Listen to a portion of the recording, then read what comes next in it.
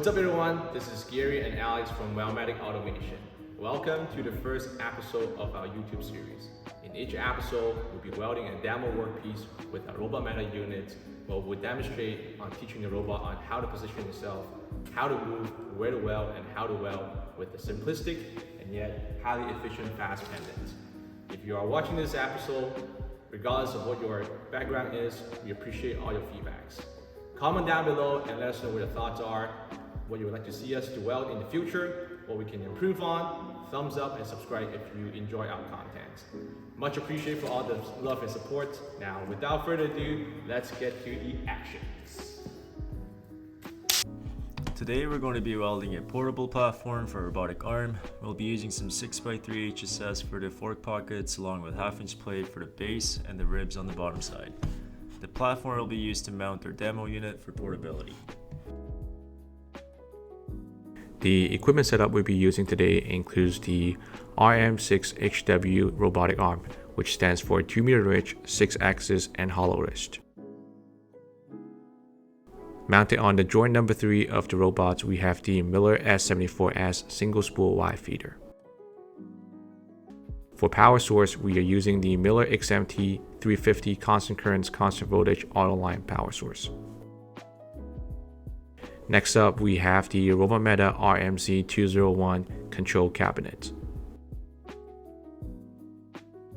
Lastly, the highlight of this setup, RoboMeta's fast pendant, simplistic and yet highly efficient. Here, I'm moving the robot precisely to the next weld position using the joystick and the up and down buttons. Once I'm close to the weld joint, I dial the moving speed back to 5% to finesse the movement of the torch towards the weld joint. Once I'm happy with the position, I then add a linear weld block where I can set the voltage and the travel speed, which will dictate the size of the fillet weld. Then using the joystick, I move on to the end position of this weld.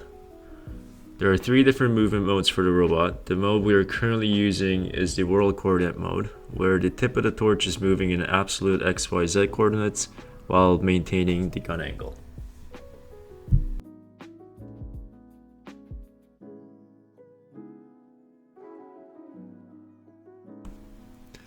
Okay, so here I'm first adding a move J block by positioning the robot to a spot that is above the next weld location.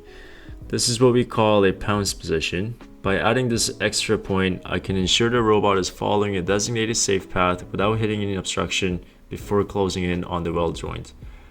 By keeping each movement block as simple as possible, I'm reducing the number of complex movements involved with each joint, reducing any unexpected movement of the overall arm. After we add all the blocks, it's always good practice to do a pilot run without arcing to make sure we're happy with the positioning, speed, and movement, and also ensuring that we're not going to run into any interference with any other parts on the workpiece.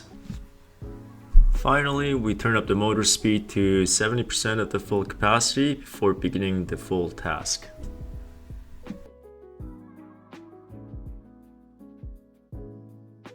Before placing the tube bracings in, the robot is tasked to get the welds in places where it won't be accessible after the braces are in.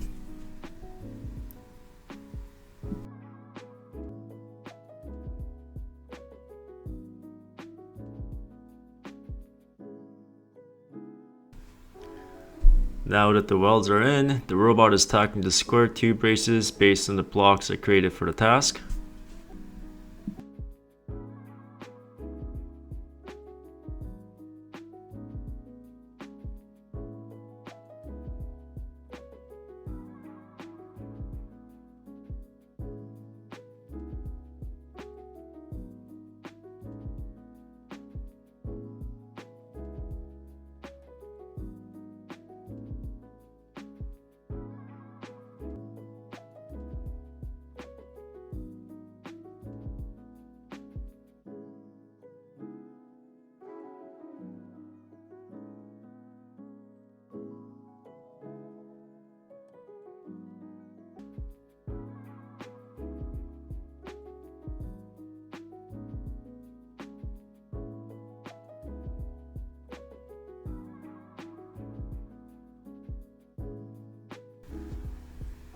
For the vertical welds, we switched to self-shielded FluxCore wire, which is an all-position wire. With some fine-tuning with their weaving parameters, the robot did a great job welding these joints out.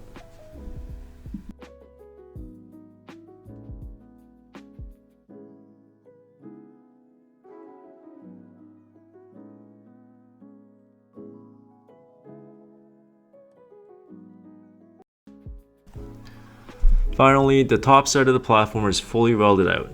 These welds were done using the Kobelco metal core wire. It was impressive to see almost no spatter post-weld, with minimal fume, especially when comparing to the flux core wire for the vertical welds.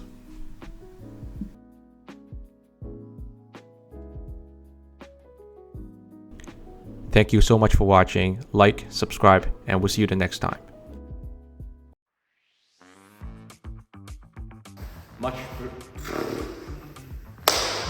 God! Resume.